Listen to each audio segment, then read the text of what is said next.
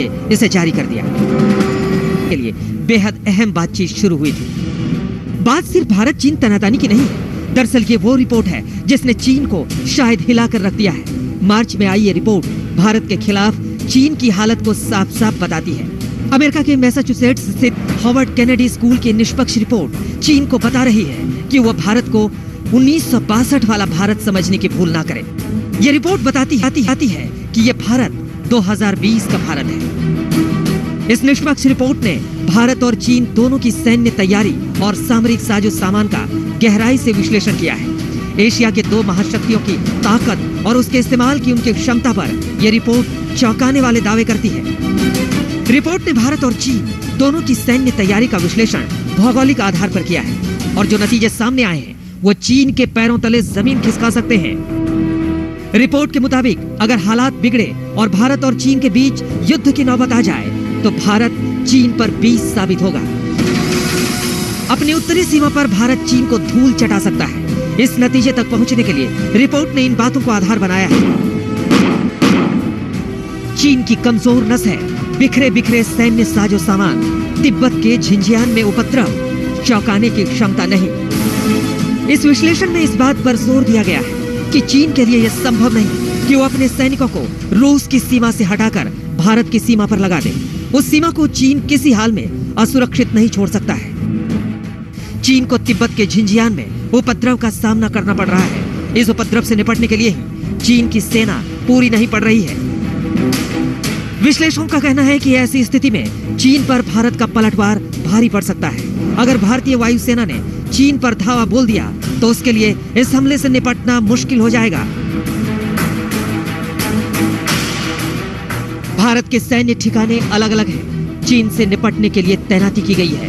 LAC पर 2,25,000 सैनिक तैनात हैं। इस रिसर्च में इस बात पर गौर किया गया है कि भारत ने अपनी तैनाती चीन से निपटने के लिए की है, वहीं उसने अपनी वायुसेना और थल सेना के ठिकाने अलग अलग रखे हैं। यही नहीं, ऊंचे पहाड़ों पर चीन से दो हाथ करने के लिए भारत के पास लद्दाख स्क्वाड जैसी सेना है। इसके अलावा उत्तरी और पूर्वोत्तर सीमा पर भारत ने खास तौर पर युद्ध के लिए हमेशा तैयार रहने वाली सेना तैनात कर रखी है। कुल मिलाकर ये निष्पक्ष रिसर्च भारत के आत्मविश्वास पर मुहर लगाती है। भारत की उस बात को पुख्ता करती है कि चीन उसे 1962 का भारत समझने की भूल कतई न करे। ये 2020 का भारत है। देखिए गौरव, सोवरेनिटी और टेरिटोरियल इंटीग्रिटी एक बहुत पवित्र सब्जेक्ट है। उसके लिए भारत कभी पीछे नहीं हटेगा और इंडियन सिक्योरिटी फोर्सेस तैयार है, अलर्ट है, प्रिपेयर्ड है और किसी भी चुनौती को सामना करने के लिए तैयार है। इस स्टडी ने दोनों देशों की परमाणु क्षमता पर भी गौर किया है। भारत पहले परमाणु हथियार का प्रयोग न करने की नीति पर चलता है, लेकिन जवाबी हमला करने से उसे कोई नहीं रोक सकता और चीन की रणनीति बनाते समय इसकी आशंका हमेशा ही रहेगी। रिसर्च के मुताबिक भारत ने अपनी वायुसेना, थल सेना और नौसेना को इतने अलग अलग और गुप्त ठिकानों पर लगा रखे हैं कि चीन के लिए हालात और भी मुश्किल हैं। रिसर्च की अगुवाई करने वाले फ्रैंक ओडॉनल ने हालांकि सावधान भी किया है। उनके मुताबिक चीन ने सैन्य अभ्यास के बहाने लद्दाख की सीमा पर अपने सैनिकों की तैनाती बढ़ा दी है। अब भारत को अपने खुफिया तंत्र को उसी तरह सक्रिय कर देना चाहिए जैसा उसने करगिल के दौरान किया था। चीन अपने घर में उथल पुथल और दुनिया भर में कोरोना की वजह से घिरा हुआ है। ऐसे में वो भारत से तनातनी बढ़ाकर ध्यान बटाने की कोशिश कर रहा है। लेकिन विश्लेषकों के मुताबिक भारत से भिड़ंत हुई तो चीन चौंकाने वाली कार्रवाई नहीं कर सकता है। इसकी वजह साफ है कि ये 2020 है, 1962 नहीं। अंकित कुमार, दिल्ली, आज तक। 2020 के भारत से भिड़ने वाले चीन को अंदाजा नहीं, पीछे हट गया है।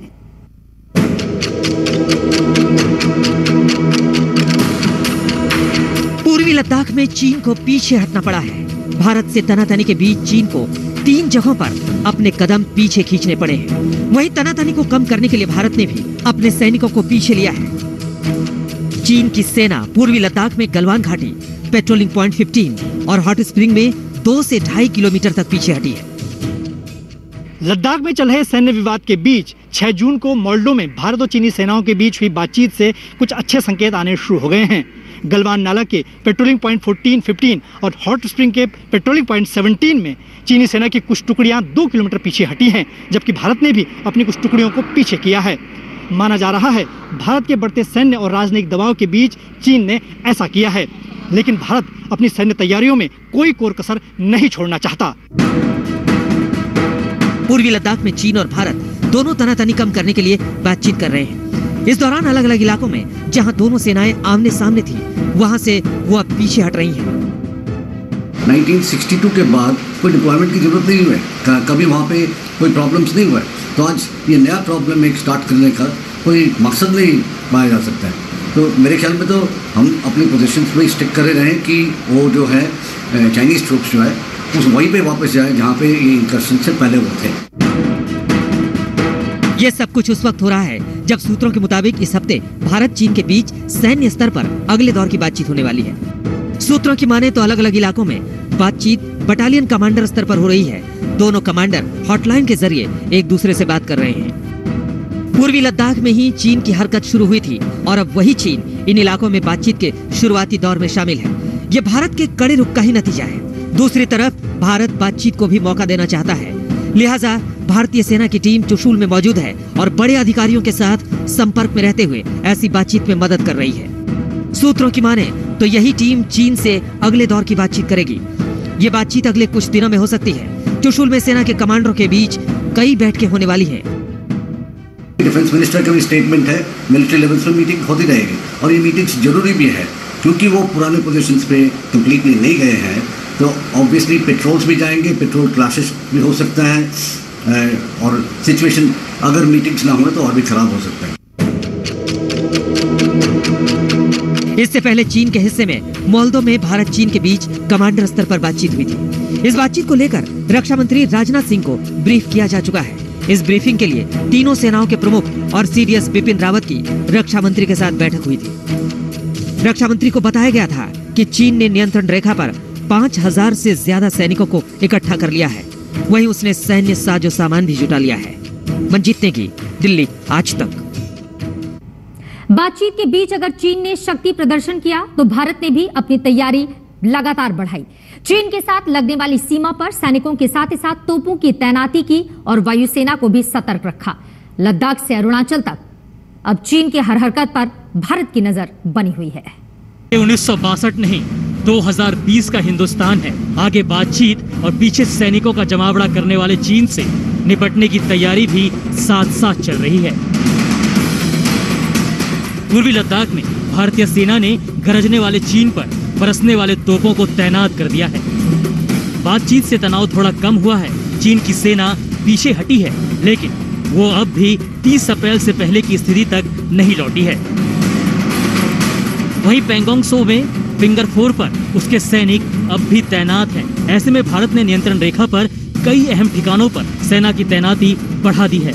जानकारों के मुताबिक चीन की चाल से भारत को हमेशा सतर्क रहना चाहिए। हम शतरंज खेलते हैं, चीन वेशी खेलता है और वो जो गेम है वो स्ट्रैटेजिक एनसर्कलमेंट है, शतरंज नहीं है।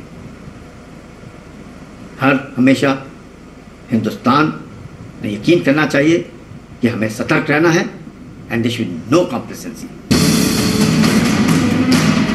भारत और चीन के सैनिकों के बीच पहला टकराव सिक्किम के नाकुला में हुआ था। इसके बाद लद्दाख में एलएसी पर कई हिस्सों में झड़पें शुरू हो।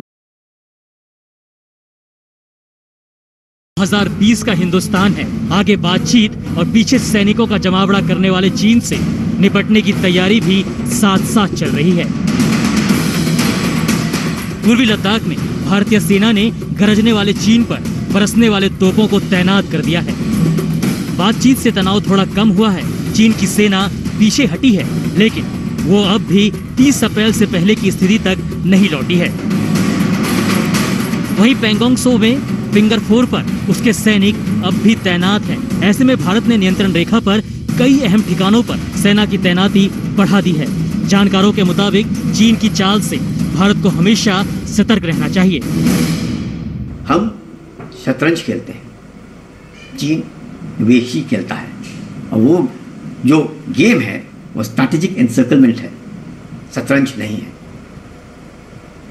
हमेशा हिंदुस्तान ने यकीन करना चाहिए कि हमें सतर्क रहना है and there should no complacency. Bharat और चीन के सैनिकों के बीच पहला टकराव सिक्किम के नाकुला में हुआ था। इसके बाद लद्दाख में LAC पर कई हिस्सों में झड़पें शुरू हो गई। इससे पता चलता है कि ये चीन का सोचा समझा प्लान था ताकि LAC पर भारतीय हिस्से की जमीन को हड़पा जा सके। इस प्लान को देखते हुए आर्मी और एयरफोर्स ने तुरंत अतिरिक्त सैनिकों की तैनाती कर दी। लद्दाख के चुमार और डेप्सांग, उत्तराखंड के बाराहोती और उत्तरी सिक्किम और अरुणाचल प्रदेश के कई इलाकों में सैनिकों और हथियारों की संख्या बढ़ाई गई है। भारत ने अपनी तोपें, बख्तरबंद गाड़ियां और सैन्य साजो सामान को LAC पर तैनात। बातचीत के बीच में पूर्वी लद्दाख में चीन की सीमा के भीतर हेलीकॉप्टर उड़ान भर रहे हैं।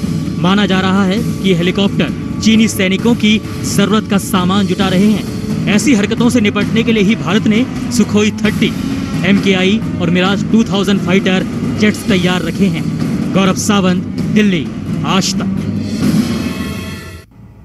इसी के साथ एक ब्रेक के लिए रुकेंगे। ब्रेक के बाद देखिए क्या अगस्त में ही चीन में फैल गया था कोरोना। देखते रहिए विशेष।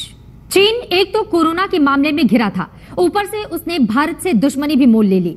अब वो दोनों तरफ से घिर गया है। हार्वर्ड की एक ताजा रिपोर्ट का दावा है कि चीन में कोरोना संक्रमण पिछले साल अगस्त में ही फैल गया था और चीन उसे छिपाता रहा। कोरोना संक्रमण छिपाने के आरोपों से घिरे चीन पर अमेरिका की एक रिपोर्ट ने गंभीर सवाल उठाए हैं। हार्वर्ड मेडिकल स्कूल की रिसर्च के मुताबिक मुमकिन है कि वुहान में पिछले साल अगस्त में ही कोरोना वायरस फैल गया हो। ये दावा अस्पताल आने जाने के पैटर्न की सैटेलाइट तस्वीरों और सर्च इंजन डेटा के आधार पर किया गया है। हार्वर्ड की रिसर्च का दावा है कि 2019 के आखिरी कुछ महीनों में लोग सर्दी और डायरिया को लेकर सर्च इंजन पर कुछ ज्यादा ही जानकारी खंगालने में जुटे थे। वहीं वुहान के अस्पतालों की पार्किंग में अगस्त 2019 में गाड़ियों की आवाजाही असामान्य रूप से बढ़ गई थी। दूसरी तरफ चीन की प्रवक्ता ने कहा कि पार्किंग में गाड़ियों की आवाजाही बढ़ने से ऐसा निष्कर्ष निकालना हास्यास्पद है। आज तक ब्यूरो। नमस्कार, मैं हूं अंजना ओम कश्यप। हमें उम्मीद है ये वीडियो आपको पसंद आया होगा। लेटेस्ट खबरों के लिए यूं ही देखते रहिए आज तक और इस वीडियो के पसंद आने पर लाइक, शेयर एंड सब्सक्राइब करना ना भूलें।